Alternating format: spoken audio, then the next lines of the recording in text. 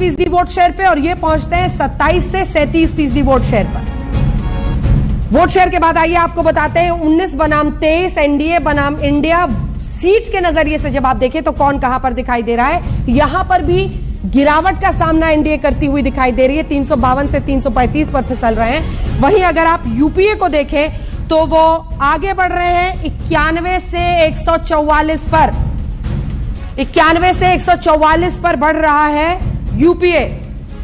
काफी फासला, लगभग आप देख लीजिए 50 का, इधर आप देख रहे हैं 261 का फासला था, अब फासला घट के 191 का हो गया है जब आप सीट शेयर देख रहे हैं तो। और पार्टियों के नजरिए से अगर आप देखेंगे तो एनडीए जहां 19 से 38 पर पहुंचा है, वहीं यूपीए 18 से 26 पर पहुंचा है। और जो आखिरी आंकड़ा हम आपको दिखा रहे हैं कि इस गठबंधन में कितना दम है, उसमें कितनी पार्टियां किस तरफ है। हालांकि एनडीए को आप देखें तो यहां पर उनको एज है, जहां पर 19 से वो पहुंच गए 38 पर, और यूपीए में जो फासला पहले 1 का था वो 12 का हो गया। एनडीए बहुत आगे बढ़ गया है, यूपीए 18 से अब इंडिया बन के 26 पर पहुंच गया है। यह है आंकड़ों के नजरिए से इंडिया गठबंधन बनने के बाद अगर हम वोट प्रतिशत और सीट में देखें तो ज्यादा ताकत इनकी बढ़ी है, पार्टियों के दम पर देखें तो पार्टी ताकत इनकी बढ़ी है। लेकिन अविश्वास प्रस्ताव के सी वोटर के सर्वे में यह साफ हो रहा है कि कहीं ना कहीं एनडीए को ही, यानी सत्ता पक्ष मोदी सरकार को फायदा हुआ है। इससे पहले कि हम चर्चा की शुरुआत करें, आइए आपको दिखाते हैं अपनी ये रिपोर्ट। खुद को जिंदा रखने के लिए इन्हें एनडीए का ही सहारा लेना पड़ा है, लेकिन आदत के मुताबिक घमंड का जो आई है ना, आई वो उनको छोड़ता नहीं है, और इसलिए एनडीए में 2 आई पिरो दिए, इंडिया के भी टुकड़े कर दिए, I dot, N dot, D dot, I dot. महिलाओं के साथ गंभीर अपराध हुआ और ये अपराध अक्षम्य है,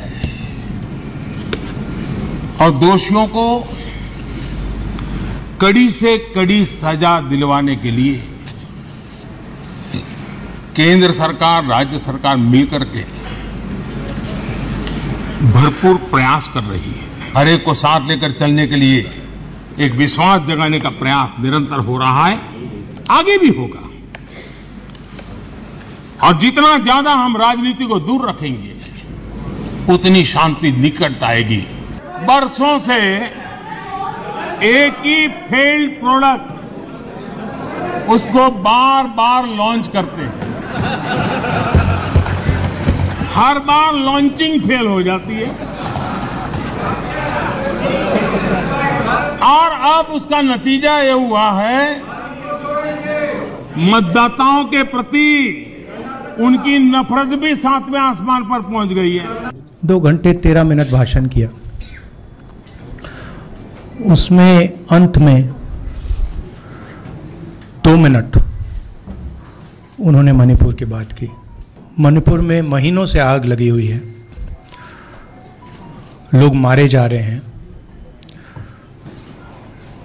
बलात्कार हो रहा है, बच्चों को मारा जा रहा है। और अगर आपने देखा होगा कल, तो प्रधानमंत्री हंस हंस के बोल रहे थे, मुस्कुरा रहे थे, जोक्स क्रैक कर रहे थे, हंस रहे थे। ये उनको शोभा नहीं देता है। शहजाद पूनावाला जी, पहला प्रश्न आप ही से है। ऐसा नहीं है कि आप लोग भी और आपके समर्थक बहुत खुश हैं कि आप लोगों ने पूरा विश्वास प्रस्ताव हाईजैक कर लिया या उससे बहुत सफलता हासिल कर ली? आपके सपोर्टर्स में से भी सिर्फ और सिर्फ 50% ये मानते हैं कि आपको फायदा हुआ है। नुकसान हुआ है वो कितने मानते बताइए? नुकसान हुआ है वो 11%। तो इसका मतलब बाकी लोग उसको इररेलेवेंट मानते हैं। तो 89% मानते हैं या तो कोई नुकसान नहीं हुआ है या तो ये इररेलेवेंट है, जैसे कांग्रेस इररेलेवेंट बन चुकी है, जैसे यूपीए इररेलेवेंट बन चुकी है। अब देखिए, मुझे व्याख्या करने दीजिए। ये पहला ऐसा ऐतिहासिक अविश्वास प्रस्ताव है कि लाने वालों को अपने प्रस्ताव में इतना अविश्वास है कि वोटिंग होने से पहले भाग गए। लाने वालों को इसमें इतना अविश्वास होता है कि जो उनके नेता सदन है उनको बोलने का मौका जब तक अमित भाई नहीं बोलते तब तक देते नहीं है, और लाने वालों ने अपने अपने अविश्वास को छिपाने के लिए और राहुल में विश्वास जताने के लिए जो मूल मकसद से लाया था, राहुल जी की स्पीच सुनकर, उनकी रिलॉन्चिंग देखकर भारत माता की हत्या हो गई, इस प्रकार का वक्तव्य सुनकर मेरी जानकारी यह है अंजना जी कि 144 जो इनके खाते में आ भी सकते थे, आधे ने कहा कि हम तो वोट डालेंगे ही नहीं, ये सुनकर भारत माता की हत्या, तो इसीलिए वोटिंग से पहले ही ये रफू चक्कर हो गए। और इसीलिए जो अपने ही फ्लोर टेस्ट के लिए अविश्वास प्रस्ताव लाए थे, जब उनको लगा कि 100 से कम आंकड़ा कहीं ना हो जाए, और इसकी पुष्टि कहां होती है? इसकी पुष्टि आपके सर्वे में होती है कि आपने यूपीए के समर्थकों को पूछा कि ये इतना नायाब लाए हैं, क्या विचार है आपके, तो मात्र 14% बोलते अच्छा थॉट था, 86% बोलते गलती कर दी। इसीलिए मैं कहता हूं कि रिलॉन्चिंग का 14वां टेक हो गया, अब भी रिलॉन्च करते जा रहे हैं। इनका हर अविश्वास प्रस्ताव हमारे लिए सौभाग्यशाली होता है। हाँ, एक कमी रही, मोदी जी ने इनको कहा था 5 वर्ष है, आप तैयारी करके आना, अगली बार आलोक जी 2028 में पूरी तैयारी करके आना, क्योंकि जनता नहीं, यूपीए के समर्थक आपको समर्थन देने से कतरा रहे। अगर ये हालत रही तो 28 में क्या प्रेडिक्शन पीएम का सही होगा? आलोक जी वो कह के गए हैं कि 28 में फिर ये अविश्वास प्रस्ताव लाएंगे, लेकिन उसको दरकिनार कीजिए। ये सर्वे कह रहा है कि 14.8% आपके फॉलोअर्स ये मानते हैं कि अविश्वास प्रस्ताव से आपको यानी इंडिया गठबंधन को फायदा हुआ है। देखिए, मुझे लगता है कि सी वोटर सर्वे कहां से ये आंकड़े लेकर आया है, कौन किसका सपोर्टर है, कौन नहीं है, क्या सैंपल साइज है, तमाम इस तरह के सर्वेज जो हैं, जब मोदी जी का ग्राफ गिरता है तो इस तरह के सर्वेज मार्केट में दिखाई देते हैं। कल से 2 चैनल्स के और भी सर्वे चल रहे थे ऑनलाइन, उनमें जब मोदी जी का पूरा ग्राफ जब डाउन हो गया तो मुझे लगता है सी वोटर को फिर बीजेपी ने काम पे लगाया होगा। अब बात ये इरिलेवेंट हो गए हैं, इरिलेवेंट तो मुझे लगता है कि कल के अविश्वास प्रस्ताव के बाद बीजेपी की सोच इरिलेवेंट हो गई है कि वो किसी भी रूप में मणिपुर को रिकॉग्नाइज नहीं करना चाहती, मणिपुर की जो दुर्दशा है उस पर नहीं बोलना चाहते। अब कहते हैं साहब वो पहले कौन बोला, बाद में कौन बोला। मैं तो शहजाद भाई से पूछना चाहूंगा, कितने सांसद थे जब मोदी जी बोल रहे थे सो गए थे? वो सांसद सो रहे हैं, सांसद सो रहे हैं, आप लोग क्यों चले गए? हम भागे नहीं थे, भागे तो मोदी जी थे। मैं बताता हूँ ना, उत्तर दे रहा हूँ ना, आप इतना उतावला क्यों रहे? मैं उत्तर दे रहा हूँ उसका। 1.5 घंटे तक, आज कल का विषय अविश्वास प्रस्ताव का ना राहुल गांधी थे ना कांग्रेस पार्टी थी, अविश्वास प्रस्ताव का मूल मुद्दा था मणिपुर। 1.5 घंटे तक देश के प्रधानमंत्री ने केवल मीडिया के फुटेज खाने से इधर की बात उधर की बात जिस तरह से की, और 4D फार्मूला के डाइवर्ट कर दो, डेविएट कर दो, डिस्ट्रैक्ट कर दो, डिनाई कर दो चीजों को, जब उस फार्मूले पे लगे रहे और जब मोदी जी ने वहां पर नारे लगवाने शुरू किए, जब मोदी जी ने ठहाके लगवाने शुरू किए, एक तरफ मणिपुर जल रहा था और मोदी जी मजाक उड़ा रहे थे, जब मोदी जी जख्मों के ऊपर नमक डाल रहे थे, जिस तरह से तमाम सांसद उनको स्वस्तुति कर रहे थे उनकी, तो विपक्ष ने सही समझा।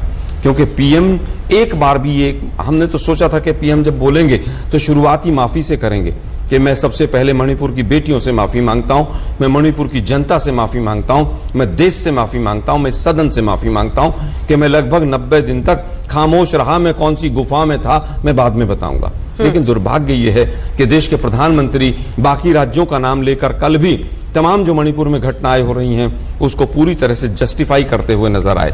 अब मुद्दे की बात ये आती है कि ये तमाम आंकड़े जो हैं ये केवल और केवल मोदी जी को बचाने के लिए मुझे लगते हैं कि किस तरह से मोदी जी को बचाया जाए, इससे आगे कुछ नहीं लगता है। अगर संख्या गिर रही है, 10% वोट इंडिया के बनने के बाद बढ़ रहे हैं, तो स्वाभाविक है, अभी तो 6 महीने पड़े हुए हैं, अभी तो देखिए आगे आगे होता है क्या। चलिए जवाब दीजिए इसका, जल्दी से दीजिए। देखिए, अभी इन्होंने कहा सर्वे पर अविश्वास है, सी वोटर पर अविश्वास है, लोकतंत्र में अविश्वास है, भारत माता पर अविश्वास है। विश्वास इनका एक परिवार में ही है और इस परिवार में विश्वास जताते जताते भारत माता पर अविश्वास है। कब कहा? भारत माता की हत्या हो सकती है। भारत माता हमारे दिलों की धड़कन है। भारत माता सदैव, उसको निष्प्राण कभी नहीं किया जा सकता। भारत माता जीवित है, जीवित थी, हजारों वर्ष की गुलामी के कालखंड में भी भारत माता जीती रही, तो भारत माता की हत्या होगी। और भारत माता की हत्या की कामना मनोकामना करने वाले बताइए कि 84 में जब नरसंहार हुआ और सिखों को मार दिया गया और बड़ा पेड़ गिरता है धरती हिलती है कहने वाला प्रधानमंत्री, तो क्या था? और बताइए कि 1993, 97 और 2011 में मणिपुर जलता रहा, एक साल तक जलता रहा, तो वो क्या था? भारत माता की हत्या नहीं हो सकती। अरे एक बात तो अच्छी है कि कम से कम भारत माता है ये मानने लगे, वरना तो ये सोनिया माता की जय बोलते थे राजस्थान में। इन्होंने वीडियो निकाला था, सोनिया माता की जय बोलो, भारत माता की जय मत बोलो। राहुल गांधी ने पीसी की, फिर भारत माता कहा, फिर कहा उन्होंने। हाँ सुनिए, ऐसा है, रीलॉन्च फेल हो गया, दरबारी भी बहुत दुखी थे, दरबारियों के वीडियो भी आए सोशल मीडिया पे, और उसके बाद रीटेक भी किया, रीटेक में भी गलती कर दी। अब रीलॉन्च के बाद रीटेक में भी बंदा गलती करे तो इससे क्या उम्मीद रखी जाए? इसलिए मैं कहता हूं, अब बताइए क्या इंडिया गठबंधन से आप लोग डर गए हैं? जो तीसरा डेटा था वो नंबर दिखा, अंजना जी ऐसा आप इसमें जवाब दीजिए ना। आप रिबाटल दे रहे थे ना, इतना लंबा लंबा होगा तो फिर बाकी दोनों क्या करेंगे यहाँ पर? ये जो आंकड़ा है, ये जो हम 19 से 23 में आपकी शक्ति को वोट परसेंटेज में अगर हम एडअप करके देखें, आप 45 से 43 पर आ रहे हैं। जो तीसरा ग्राफिक्स था वो दिखा दीजिए। वहीं आप यूपीए को देखिए तो वो आगे बढ़ रहे हैं। 18 से अब जो फासला था अब वो 6 रह गया है आपके और इसके बीच में। इस पर बोलिए, ये वाले देखिए ऐसा है।